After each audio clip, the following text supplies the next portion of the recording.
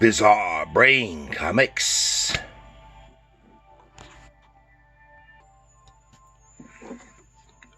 Hello, my comic book friends.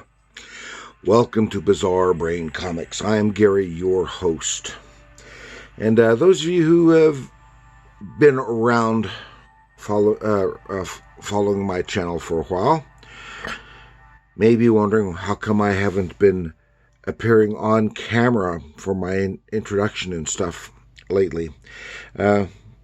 Just so you know, that I plan on doing that again, but I've been having some health problems with causing painful swelling in my knees, which makes getting up and down and walking very difficult. So I am foregoing that for the time being for this simpler format.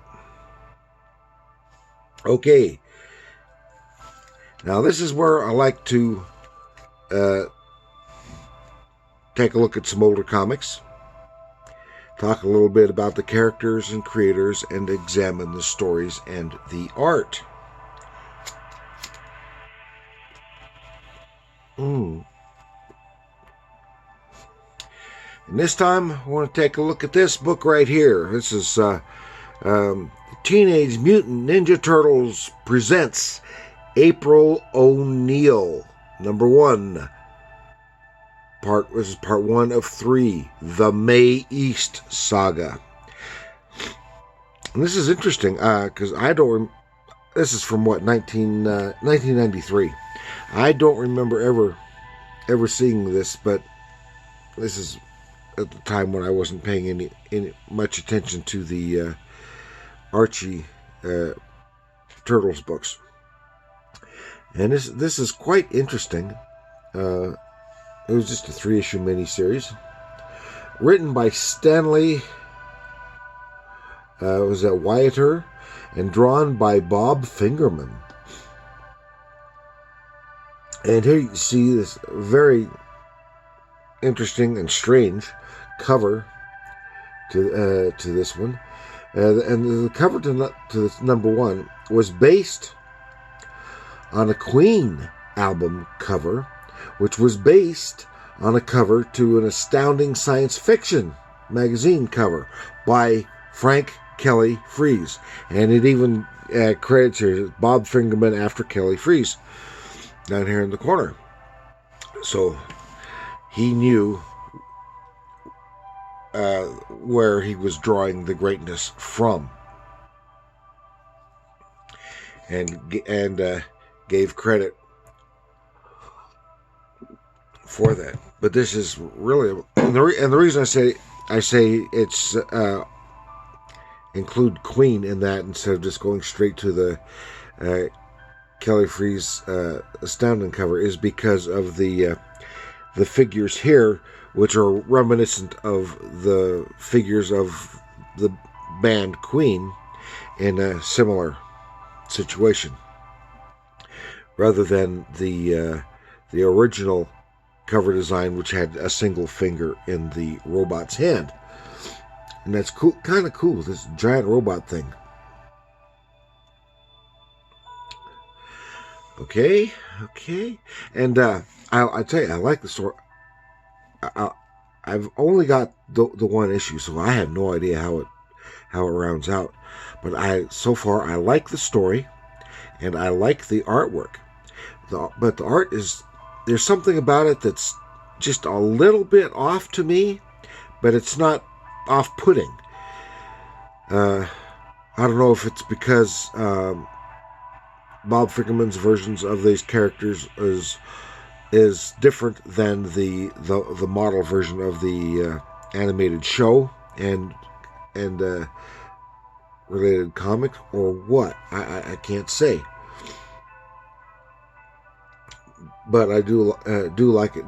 It's in nice contrast here to the to the solid, strong, bold, and almost uniform line work on the robot here, in contrast with the very lovely thick and thin line work and while still clean, thick and thin, nice variety of line work in the figures. Again, Bob Fingerman is born in 1964 in Queens, New York, and he's best known for his series Minimum Wage from Fantagraphics books. In 1984, while in the New York City School of Visual Arts, he got work at Harvey Kurtzman's anthology publication Nuts, which I've never seen. Then some parody work for the European market, making friends with musicians and who started a band. He did the cover designs for their first album. Then Fingerman worked in wide varieties of fields, from children's satire to adult porn to straight illustrations, working on Cracked Magazine, Penthouse, Heavy Metal, and National Lampoon. And then he focusing on comics in 1990, he did a stint on the Turtles and Eros Comics, which is those are just about as far apart as you can get, and doing covers for Dark Horse Comics and the DC imprint Vertigo, and of course his own Minimum Wage series.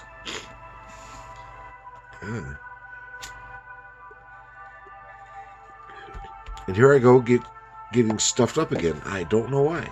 It comes and it goes. So let's take a little look inside the book. Okay, and as you can see here, this is a worn copy. I just recently got it for nothing, really, and probably $1. And as I said, I enjoyed it quite a bit. And I would enjoy getting the other 2 issues of it. Now, of course, I haven't done a true Teenage Mutant Ninja Turtle episode at all yet, other than talking about some of the digest-sized reprints. But we'll get into the Turtles more another time. Oops. And as I said, there's just something about the style. It kind of makes me think of a little bit of the underground art, but I can't put my finger on it. But here we have that's April from her journal.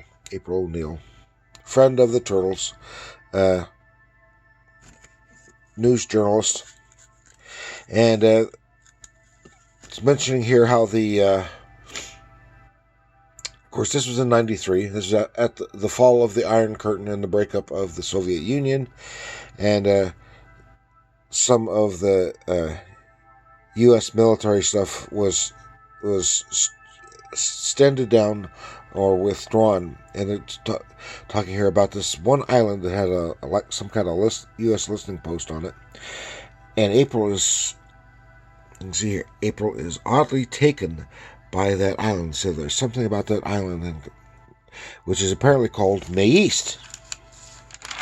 And she keeps repeating, May East, May East. There she is talking about it, and there's the Turtles. Now, Splinter just looks weird here. I don't know why. But he looks more rat-like. but it does kind of look weird. And all our usual suspects. And April in her normal auburn hair. Kind of big hair. And so she's taking a bit of a vacation. And the Turtles, that don't know where, said, Lost Island, Past Lives. Don't know where they got the hovercraft. But she wants to go to that island, so they they are taking her to that island, and she wants to be alone there. And they notice she's been acting weirdly, strangely. Say, what? I am coming, May East. She just says to herself. Here they are on the beach. Disembark. Of course, it's a deserted island because all this stuff's gone now, and virtually nothing is known about the island itself. They just had some kind of listing post there, and but April wants to go alone into the woods, into the forest, and she's made the turtles promise not to follow her. And but they voice their objections. Splinter says, let her go. You promised. And then after April's gone, and Splinter senses danger here. So after April's gone, he follows her because it's fortunate he didn't promise to not follow her. And then tells him that storm is coming. If by the time the storm hits or it gets dark, I have not returned, follow my trail. I'll leave a clear trail for you. So they won't be following her. They'll be following him. Yeah. Anyway, she goes on. That's just an interesting version of her face, and you can see some nice backgrounds, nice detail in the backgrounds, some nice stylization. And I'll look at that hand holding that microphone, that recorder. That is just a lovely hand. And then here finds this old rundown temple of some kind of sort, or so it looks. What is this? She goes in and she's just compelled to go in. The doors open right up for her. And she goes, okay, ace reporter, it's now or never. And then she sees a sarcophagus. What?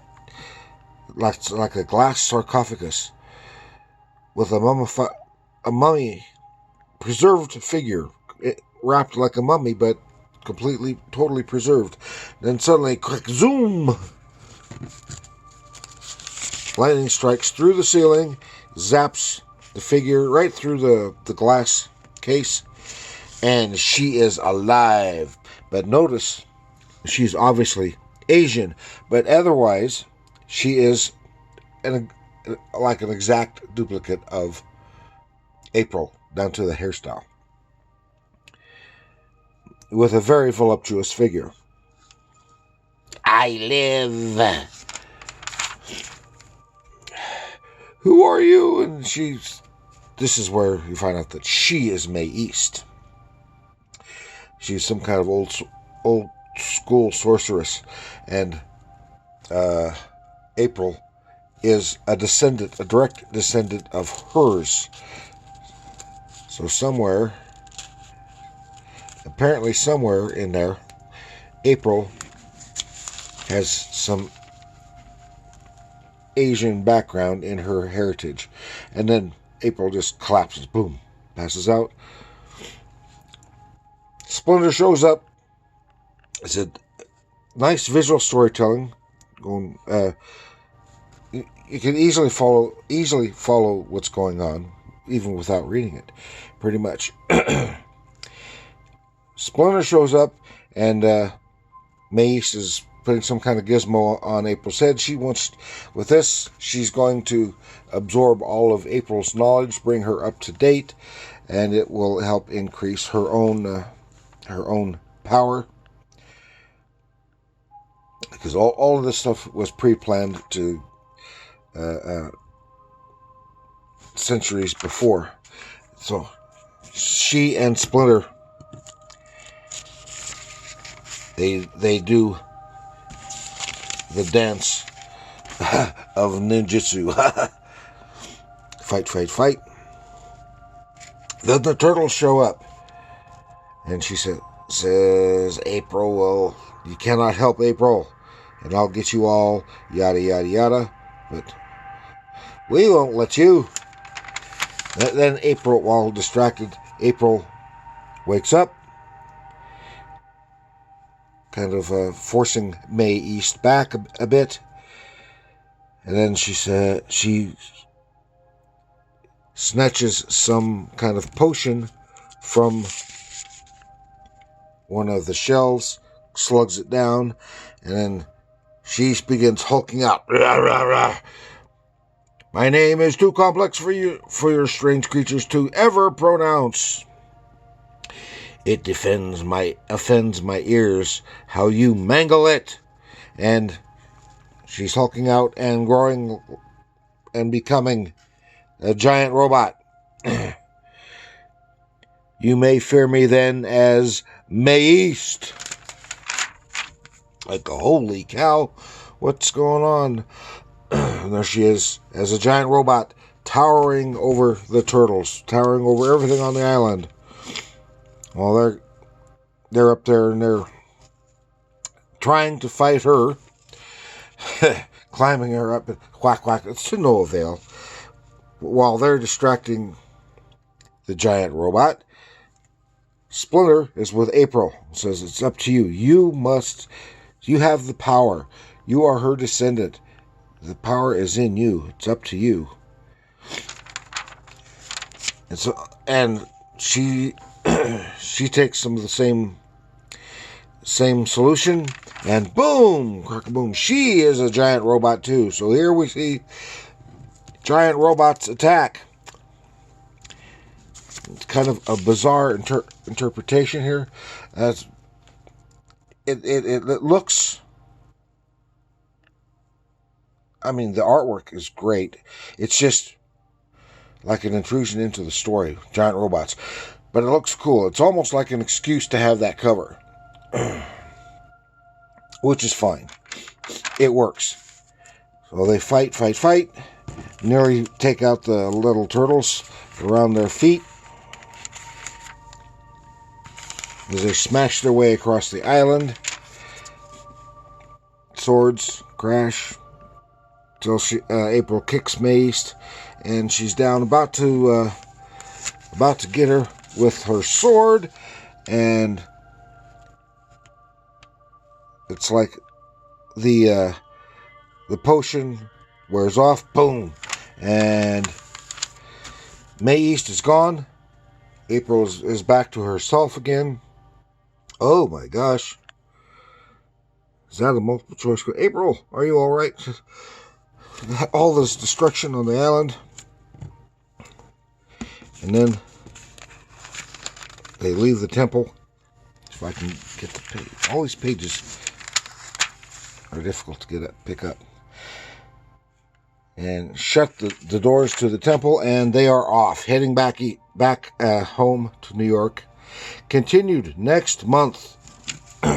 Next issue, Splinter Possessed. So I don't know what's going to happen. What happens further? I would like to know. So that is all that I've got for the Teenage Mutant Ninja Turtles. April O'Neil, the May East Saga. I find it very interesting. I think it's well written, very, very well drawn. As I said, I like the artwork. It's something just off, just enough to bug me, but also to make me find it compelling. And the same thing actually goes for this story, because it's a really weird story. And so that's it. Please like, share, subscribe. Share it with your friends who are Turtles fans. Maybe they have never seen this either. And leave a comment. Did you read this when it came out? Or has there been a reprint? There surely has been reprints of it that I've never seen. Has it been compiled and reprinted? Did you enjoy this miniseries? Let me know in the comments. And thank you for joining me. And remember, comics Our art